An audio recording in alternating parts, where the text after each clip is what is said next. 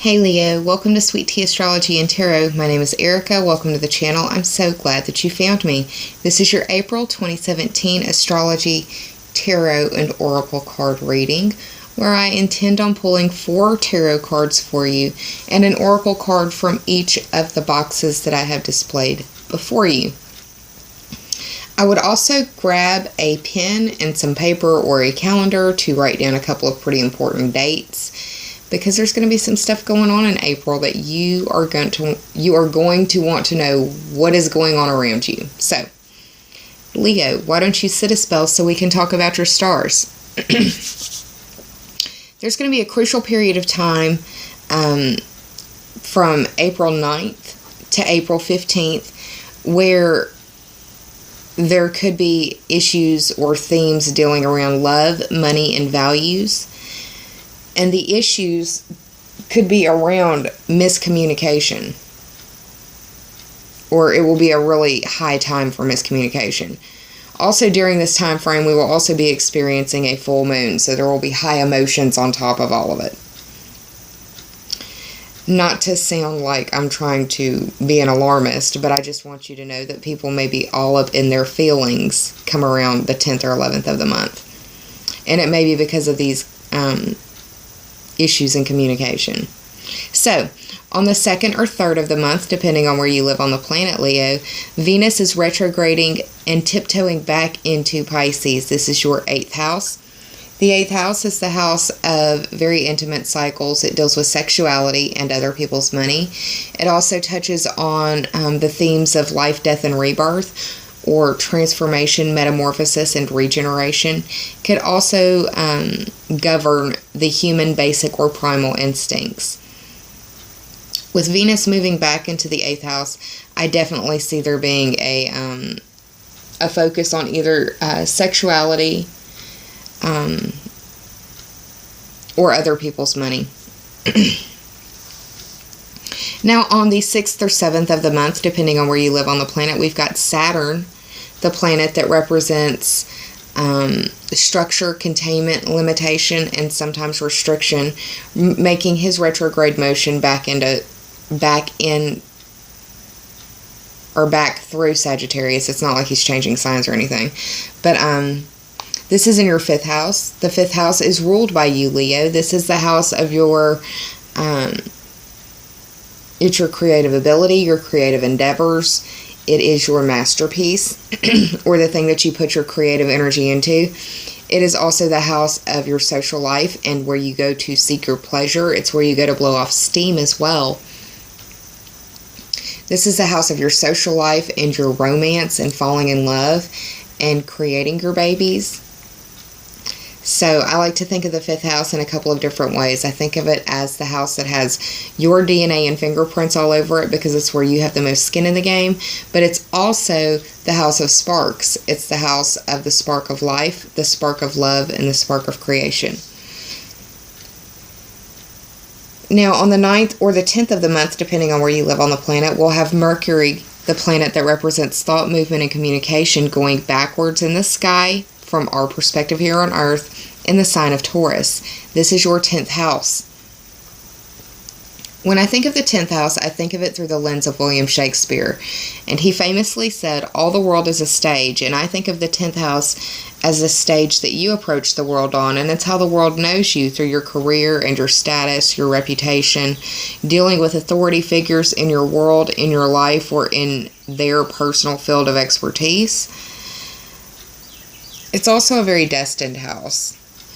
Could be some miscommunication or some different thinking, a way of thinking differently in that 10th house. Or there could be some miscommunication that leads to a status or a reputation change as well. Now, on the 10th or 11th, depending on where you live on the planet, we will be experiencing a full moon at 21 degrees of Libra. And Libra is the sign that traditionally rules our partnerships and our relationships. So I definitely think that this full moon will be illuminating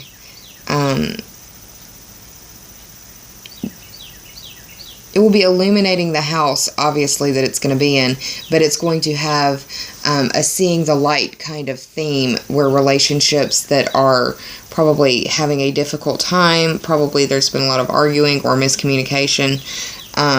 Anyways, this is a time where those relationships are really going to be highlighted and tested, and some may not make it past it. This full moon at 21 degrees of Libra is occurring in your 3rd house, Leo, and this is the house of communication, short distance trips, siblings, cousins, and neighbors, or the neighborhood. Also be careful with your driving, especially your daily driving, because you may be experiencing a little bit of road rage or also distraction. With a Mercury retrograde going on and the full moon happening in your 3rd house, I just want you to pay attention to what's going on around you and pay attention to what you're saying as well. On the 15th or 16th of the month, depending on where you live on the planet, we've got Venus, the planet that represents love, beauty, harmony, money, and resources, is making her direct motion in the 8th house, meaning she's going to be slowly moving back through Pisces and then back into Aries to clear her post-retrograde shadow. This is a good thing. It's giving us an opportunity to tie up those loose ends that we've been contemplating ever since pretty much the new year started. It's definitely been going on since February. On the 19th or 20th of the month, depending on where you live on the planet, we've got the Sun moving into the sign of Taurus. This is your 10th house, bringing in creative, masculine, ego-driven, self-assertive energy into that 10th house of your career, your status, and your reputation. Your focus and your drive will be in that 10th house. It will also be, once again, illuminating that area of the 10th house. The 10th house is also where Mercury is retrograding, so you may be realizing that you have not been understood properly in certain relationships. Now, on the 21st or 22nd of the month, depending on where you live on the planet, we've got Mars, the planet that represents energy, impulse, and aggression, moving into Gemini. This is your 11th house. The 11th house rules the internet, but it's also your groups, your memberships, teams, and associations that you belong to. It is your future wishes, goals, and dreams. These are the larger circles that you deal with and communicate with. Mars moving into that area could be that you're feeling a little aggressive, maybe a little combative or argumentative online, or dealing with the people that you deal with in larger circles in your life. So just be aware of that. I would prefer to see it be aggressive growth for you as opposed to aggressive interactions. Another way to help work that Martian energy out through you would be to exercise, honestly. Because if you are releasing that pressure in a different area of life, it will not manifest and wreak havoc in your 11th house. And that can happen if you're not using the energy, it will use you. Pardon me. Now, on the 25th or 26th of the month, we're going to have a new moon in Taurus in that 10th house. A good time for you to plant a seed or start a new beginning that will have about 6 months worth of growing time in that 10th house of, like I said, that William Shakespeare quote, "All the world is a stage." That 10th house is the stage that you approach the world on, and it's how the world around you knows you through your status, your reputation, your career. Your status can be changed easily, and your reputation is fluid as well. So, be a good time for a new change or a new shift in that 10th house for you, Leo. That's what I see going on for you astrologically in the sky for you this April 2017. What I'm going to do now is transition over to my cards. I'm giving my tarot cards some shuffles for you, Leo, before I start cutting the deck and pulling. But I want to also indicate that I don't expect for this reading to resonate for every Leo out there, because you have more than just Leo energy in you, believe it or not. I invite you to check your moon and your rising sign placement videos, not just here on my channel, but for other videos and other readers as well, because you will get a more comprehensive view of what could be going on in your world, the flavors and the themes that are surrounding you by following those other videos.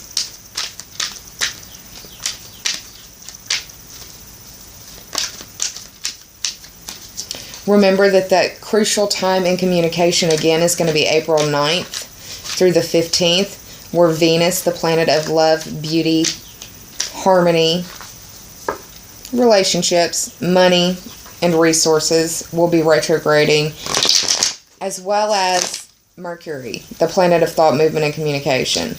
This will be going on between your 10th and your 8th houses.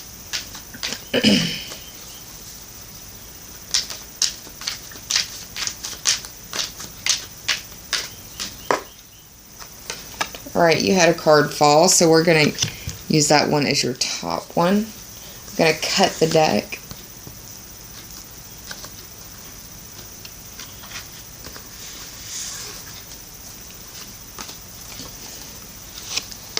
The bottom card will always represent the underlying theme or overarching energy, and I'm going to pull the top two to make the three for clarity, because that one fell while I was shuffling. Now I'm going to shuffle for you the Sage Goddess Gemstone Oracle deck. I had several of you reach out to me and ask me to bring this deck back in at least one of my video series of the month, so I figured I would oblige and try to be accommodating, because there is information that these cards give that none of my other cards do. So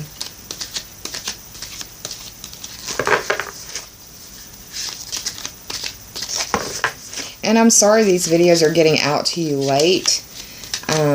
I was in the middle of recording, and there was a major party that broke out down here where I live, and they had them a big old karaoke system, and needless to say, it kind of ruined the ambience of my recording sessions. And then yesterday there was a major series of severe thunderstorms and tornadic thunderstorms that came through, and it knocked my power out. So I'm back to recording now, but that's why you're getting these a little late. I apologize.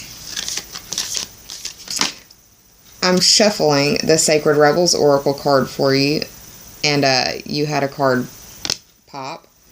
So these cards really are having a difficult time staying in my hands. It feels like you will probably be feeling like you're juggling things, or attempting to juggle things. Could feel like you feel like you're... Some of you are control freaks, and for those of you who are control freaks, it may feel like you are unable to maintain control.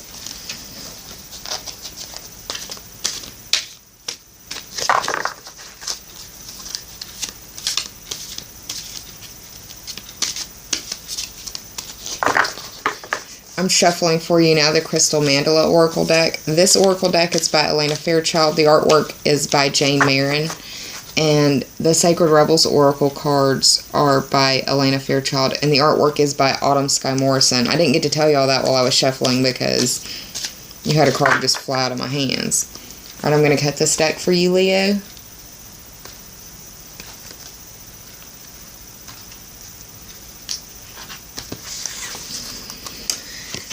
And there's your Crystal Mandala Oracle deck card, y'all. So what I'm going to do now is hit the pause button, flip these cards over, do the tarot math, and I'll be right back with your story, Leo. So hang tight, y'all. I'll be right back. Hey, Leo. I'm back with your cards, so let's get started. The first thing I want you to notice is that I actually pulled the next card, and I put that as your third card. I felt drawn to do that while I was actually... doing the tarot math and such, so it kind of altered everything. So, you have an extra card. This card was a card that jumped while I was doing your shuffling, so I'm going to talk about this card first and then go through the cards like I normally would. This is the Two of Wands, and it popped, like I said, while I was doing my shuffling of your cards. The 2 speaks to the second house on the astrological wheel, which is ruled by Taurus. That is the sign that Mercury will be going retrograde in.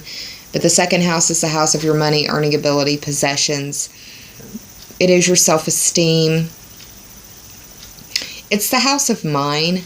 Anything you would point to, classify, identify as, or put a sticker with your name on it, introduce as mine, would probably fall under that second house. The wands represent fire sign energy. The fire signs are Aries, Leo, and Sagittarius. Now, what's interesting here is that this character is wearing a red hat. And whenever I see red, I think of the fire signs. And I know that Aries rules the head. So whenever I see a character wearing a red hat, I think of Aries. I feel like this card is indicative of the energy that you're feeling as we enter the month, which is the focus on Aries energy. And that is exactly what we're focusing on at the beginning of April. We had Aries hosting the Venus retrograde. So the house that Venus went retrograde for you in could be of importance to you, or you are reflecting on it in some way or another. This card indicates that there is a clear decision that needs to be made by or through at least 2 different options, possibly 3. One of those options may be involving planting your flag, or planting some roots somewhere and staying, or between that or traveling. But there's a clear favorite in whatever. There's a clear favored option in whatever decision that is being placed. This individual has their hand on the wand right here. His posture, and I say he because it looks like a male figure, but his posture is facing towards the past, in the past direction for me. So I feel like this is the reflection on possibly traveling, or the decision between traveling or staying put, but also looking at it through the lens of the Venus retrograde. Venus and Mercury usually bring things up from the past, and with both of those going retrograde or being in their retrograde motion at the same time indicates that we are reflecting and looking at the past in some situations. Now, the bottom card, which represents the underlying theme or overarching energy for this spread, is the Major Arcana card, the Moon. This is the 18th card of the Major Arcana. 1 plus 8 is 9, and that speaks to the 9th house on the astrological wheel, which is traditionally ruled by the zodiac sign of Taurus. Excuse me, it's the zodiac sign of Sagittarius. I'm sorry, I misspoke. And we're under the influence of a Mercury shadow right now. So yeah, that's why I'm misspeaking. That's why I've had the problems getting these videos done. But we started out April with a lot of focus in the 9th house for you. The 9th house is Aries. The 9th house hosted, like I said, the Venus retrograde, but it's also hosting a longer term transit, which is the transit of Uranus, and that is the planet that represents shocks and surprises. It is the ruler of electricity. It also deals with change, liberation, and rebellion.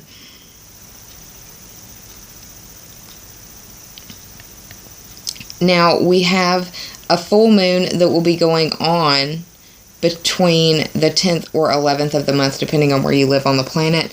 That full moon is playing out in the 3rd house of communication, and maybe internet communication is going to be a big situation for you. Remember, I told you that it will be a theme of seeing the light and relationships being tested, magnified, or amplified. Lots of high-rising emotions as well. The moon card is indicative of compassion, so it may be that you need to be compassionate, or you need to seek compassionate communication from somebody else. The moon card is traditionally representative of the zodiac sign of Pisces, which is hosting Venus in her retrograde motion at the beginning of April. On the 2nd or 3rd, Venus tiptoes back into Pisces. This is your 8th house. The 8th house is that house of life, death, and rebirth. It's the house of your instincts. And It's the house of other people's money and sexuality, transformation, regeneration, and metamorphosis. This card also indicates needing to follow your instincts. But I also want to tell you that while you're following your instincts, also maintain your boundaries in situations, healthy boundaries in situations, and respect other people's healthy boundaries as well. Now, when I see the moon card, I think of Cancer, because the moon rules Cancer. That's the ruling luminary. Like for you, Leo, the sun is your ruling luminary. So, Cancer rules the 4th house on the astrological wheel. That is the house of your home and family, or your roots and foundations. Your home is where you live or where you consider home to be, and family is who you share that home with. That is your parents, your spouse, your partner, your children, your fur babies. That is your house guests, housemates, and roommates. Your external roots and foundations deals with the home and the structure around it. It will be the foundation, the studs, the electrical wiring, the plumbing, the roofing, those types of things. The roots would be the horticulture of the roots of the horticultural aspects around your house. But roots and foundation can also speak to you as a person. Your foundation as a human being would be your teeth and your bones. And your foundation and roots could also be your tightly held beliefs, opinions, philosophies, religious ideologies, those types of things.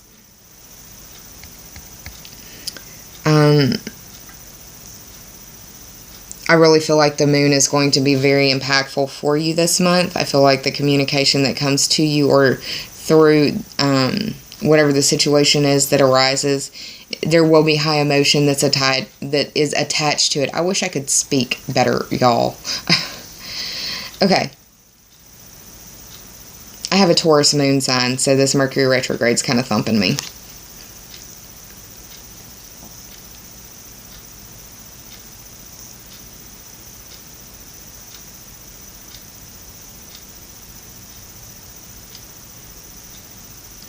I also feel like I need to tell you that you should pick your battles.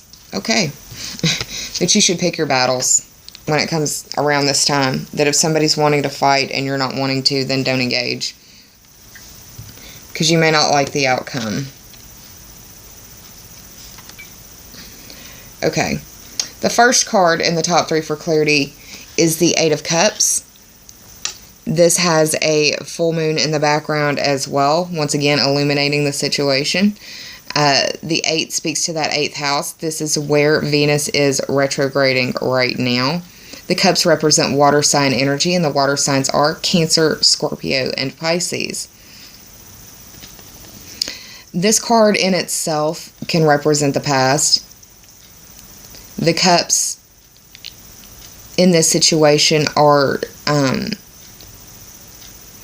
it can be years in a relationship. It can be trials that you have gone through with whoever. But this is walking away from something that you've put a lot of time and energy into, understanding that for whatever reason it's not worth it anymore. This individual is walking away. They are turning their back. And this is in the past. It can be in the past position. But look, this character is moving towards the future in his posture in this card, because the left-hand side, from my perspective, is the past, and the right-hand side is the future. I feel like this individual who is walking away has a lot of fire in them, Aries, Leo, or Sagittarius. We are having Saturn retrograde in that 5th house, and that is in Sagittarius. Probably dealing with issues of romance or social, or like your pleasure seeking, the way that you go out, the way that you have fun with your friends. But there's a breach. It looks like there's been some erosion and the cups that are on this land, this individual can't get to anymore. It could be that you and your partner, or you and somebody that you care about or cared about, are miscommunicating. You're not on the same page, and it could be that the full moon is highlighting that issue. It could be that you're no longer on the same page on the issue of your children. It could be that you are wanting to discipline them differently, or that you just feel as though there's a different way that things need to be handled in that fifth house. The fifth house, it is the creative, artistic endeavors that we have. It is the romance and the children that we love and that we make. It is the people that we fall in love with. It's the people that we hang out with. Could also be involving a Scorpio, because Scorpio rules the 8th house up here.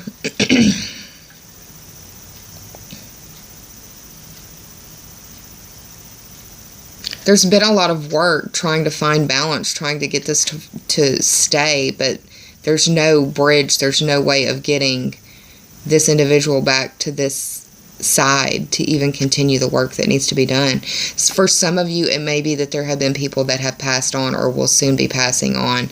And for those of you that I say will soon be passing on, those are individuals that are ill, and you know that they're ill, and it's not necessarily a shock or a surprise. It's not an if but when it comes to that very small percentage of Leos. And understand, Leo, you had a lunar eclipse in the very beginning of February. I'm going to have those February videos pop up in the information bubble up top, because some of you may want to go back and listen to where those eclipses occurred for you. We had an eclipse in Leo, and we had an eclipse in Pisces. We had a lunar eclipse in Leo, meaning closures and endings, and tying up resolutions, that sort of stuff.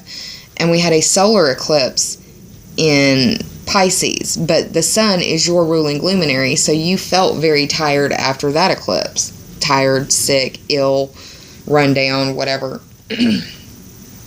Second card that fell for you that could represent the present energy, the present situation, the way you may be feeling, or the way that people are feeling around you. This is the King of Cups. The King of Cups is a mature, emotionally intelligent individual, masculine water sign energy. This would be Cancer, Scorpio, or Pisces. This person is looking towards the future as well. Also notice the red in the crown. It could be that the decision made from this Two of Wands indicates or brings about a level of emotion. It also could indicate a level or need or a desire to possibly numb or to numb your feelings, numb oneself, or be very emotional about a situation. It feels like the waters behind him are turbulent, so it feels like there's probably been some situation where it could have felt like a tsunami. Like, for this past situation, it doesn't have to be like the beginning of, or the like March. This could be something that has occurred within the last 6 months, 8 months, where it's just been a tsunami of stuff that has gone on, and now you are in your feelings, or you are feeling as though someone else is entitled to feeling in their feelings. Another thing that I'm concerned about, though, whenever I see the King of Cups, whenever I see any character double-fisting cups, I'm concerned about overindulgence and the need or want to entertain addictive type activities. It doesn't have to just be drinking. Whatever it is that your addiction is, whatever it is that you go to make yourself feel better about. It can be food, sex, drugs, rock and roll, whatever. No judgment, but it could be that you are going to whatever that is to make yourself feel better. It could be that you're going to that for the escape. Because the 8th house is it's a very intimate, private house.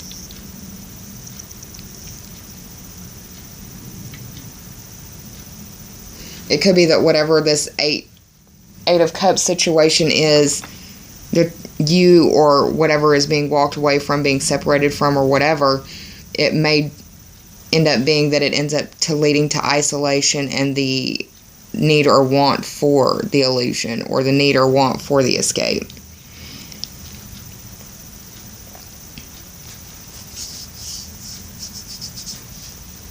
The final card that I've pulled for you is the Six of Swords, but what's nice about this is that it's, once again, moving into the future. The Six represents work and health, or the competency and skills that you bring to the services that you provide, because that is the 6th house on the astrological wheel. You aren't having any direct 6th house energy play out astrologically from what I'm seeing from my notes, but it doesn't mean that you aren't in some way or another dealing with the impacts in this house. The 6th house is ruled by Virgo, so Virgos are very analytical. They can be hypercritical sometimes, but it's not because they're doing it to be, they're not doing it to be hypercritical. They're doing it because it's a way that they show love. It may not feel like it to the person who's being criticized, though. The swords represent air sign energy. The air signs are Gemini, Libra, and Aquarius. We are having that full moon in Libra at the 10th or 11th of the month, and it looks like, well, one, this card indicates moving from choppy waters to calmer waters. Now, it may be that you need to go through this full moon to get to the other side to where it will be calmer waters. Like I said, it feels like a tsunami back here, but you've got to go through this last endeavor, this last 6th house endeavor, dealing with work or health, competency and skills that you bring to the services that you provide. But it's also your daily life. It's your daily grind. It's the way that you take care of yourself and your surroundings, your home. It's the daily grind. It's what you do to make your life easier on a day-to-day basis.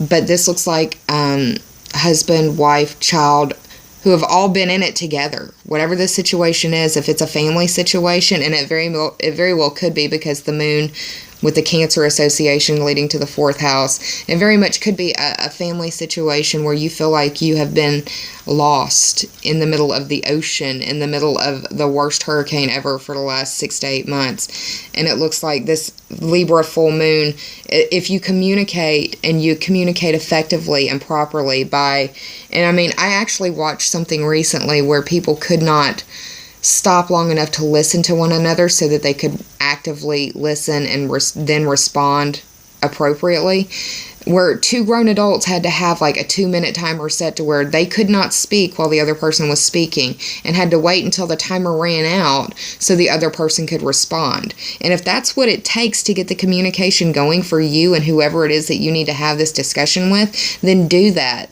But it's better to have those open lines of communication now than to deal with miscommunication. And understand that Mercury is going to be retrograde during this full moon, so miscommunication may be something that you're really dealing with.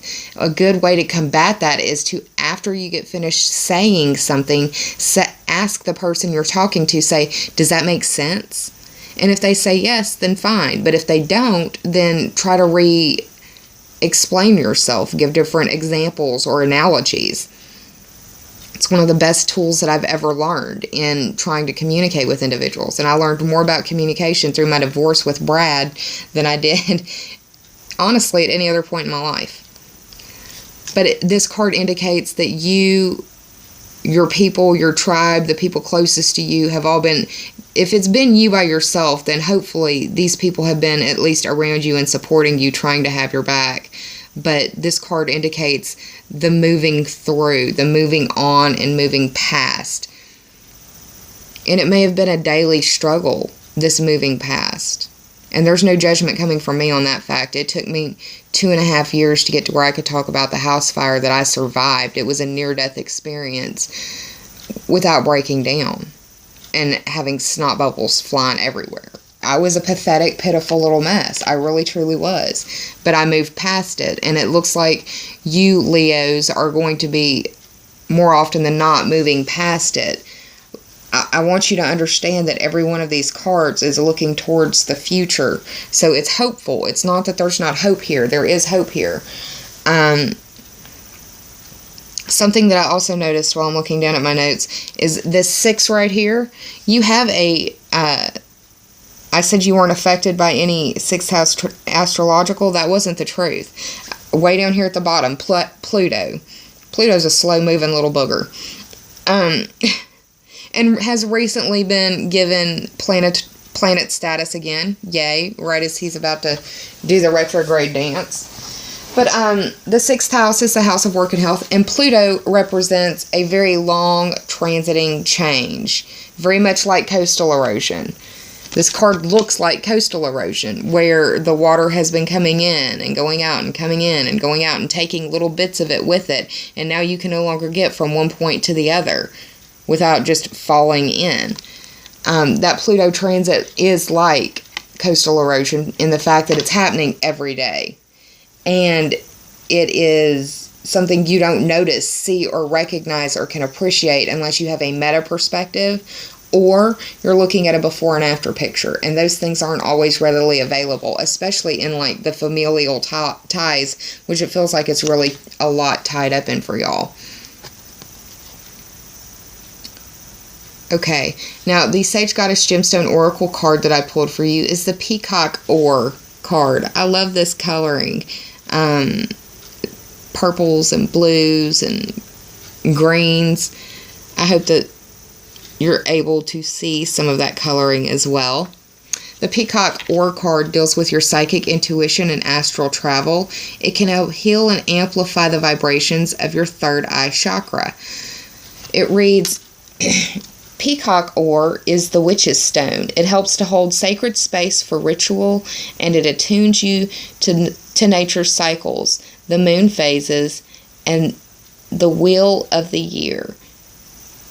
This card fell for you because Source is calling you to awaken your intuition and psychic ability. So meditate with Peacock Ore to facilitate visionary work, outer realm magic, and astral travel. Peacock Ore. The second card that I pulled for you is from the Sacred Rebels Oracle deck. This is the 41st card of the Rebels deck, and it is by Elena Fairchild. The artwork is by Autumn Sky Morrison. It is the Bring It Into Form card. 4 + 1 is 5. I hope you can see this. You see the legs walking away, much like that very first card in the past, walking away from something. But if you look closer, you can see the bone and the muscular structure as well, almost as if you are being transparent and being seen through. Now, this may not be you walking away. This may be a partner walking away. You may finally have been being seen through. If you've been not in your integrity and doing things that have been shady, then you may be being found out.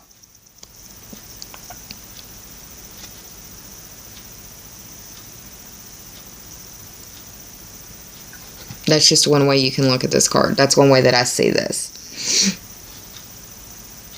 I also see this as leaving your impression or leaving an impression as well.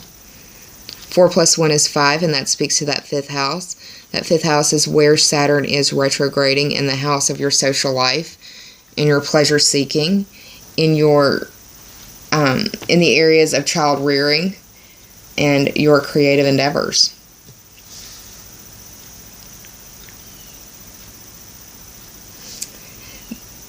This card indicates that you are encouraged to honor yourself with a commitment to complete your inspired tasks.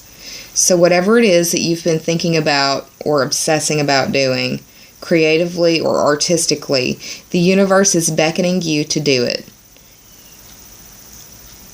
Source adores a bold spirit, and even if it seems unimaginable when it is, even when it seems like it is unimaginable, whenever it is time for variable X, Y, or Z to be brought to life, nothing can stop it. Now understand that your vision of the situation and the reality of what it will be may not be 100% in accordance. But you have to also accept that there is usually some sort of loss in translation. And what I mean by that is, even when people are learning different languages, there are some words that just don't have an alternate meaning in other languages. I can't give you any personal examples because I'm not exactly a top-notch linguist in that regard, but there are different languages that there are just no other words to translate what that word means. And that's the loss in translation that I'm talking about. That sometimes when you're trying to appeal to a broader audience, if you will, that you may not be able to do everything that you would have done for a smaller audience. That's why people generally like the small venue coffee house kind of performances from their favorite artists, because it feels more intimate, it feels more private, the connection feels stronger than, say, being in a 1989 a la MTV Bon Jovi music video arena. You know, that energy is infectious as well, but it's a different type of energy than you would get in the coffee house performance. That's the loss in translation I'm talking about. So it may not be 100% what you envision, but it's better to bring it to form and use your creative talents to keep them from becoming stagnant or latent. Don't be held to perfection. Be held to progress. That's always a better aim.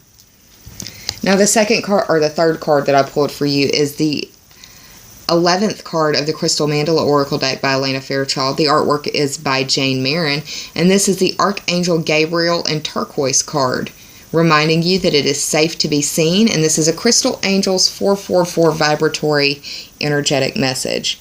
That energetic message indicates that the 444 number reminds you that the angels have your back. It also asks that you have faith and let it manifest.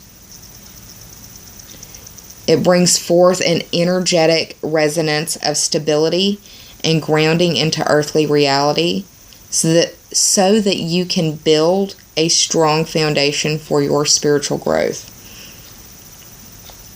Now, like I said, this is the 11th card in this deck. I think this is speaking to one of two different things for you this month. The first being the full moon. It's occurring on the 10th or 11th of the month, and it is asking you to see the light. It is testing relationships. The second point is Mars is moving into Gemini, which is your 11th house, and this is occurring on the 21st or 22nd. So, either around the full moon or around the 21st or 22nd, just depending. But it's safe to be seen. It reminds you that the light in you is stronger than fear, and that it is time for you to shine fearless and bright. I always think of the song by Rihanna, Shine Bright Like a Diamond, whenever I see this card. This card brings you a message of guidance, that you've already experienced the past and there is no need for you to continue carrying that baggage around. There is also a message for you, that it is safe for you to open up to those closest to you, and it is safe for you to be seen for who you truly are. This card invites you to let go of your past and the present fears, and to take the next step into your new chapter in this life. A reminder for you to speak your truth in love, and to ask Gabriel to help you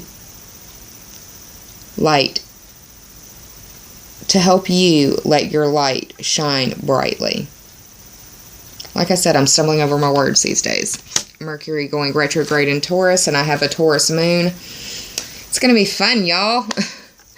Okay, so I neglected to give you the tarot math. I jumped right into the oracle cards. So, I mean, that's fine, whatever. But the tarot math ended up being 34 is a total. 3 plus 4 is 7, and that speaks to that 7th house. Now, you don't have any direct 7th house energy playing out, and I'm certain of that because I looked down my notes as I was telling you that. But the 7th house is traditionally ruled by Libra on the astrological wheel, and we do have that full moon in Libra. We also have Jupiter transiting through Libra. So communication issues in your partnerships and your relationships will be very highlighted There may be communication between you and a possible open enemy. If that's the case, walk away. Do not give them power over you. So that's what's going on for you for the month of April, Leo. I do hope that you're well. I'm sending you so much love. Thank you for being here with me. I hope you enjoyed this reading. If you did, please like, share, and subscribe. And if you already have, I thank you from the bottom of my very grateful heart. I'm going to be around for the full moon, but I have a couple more of these that I've got to get finished first.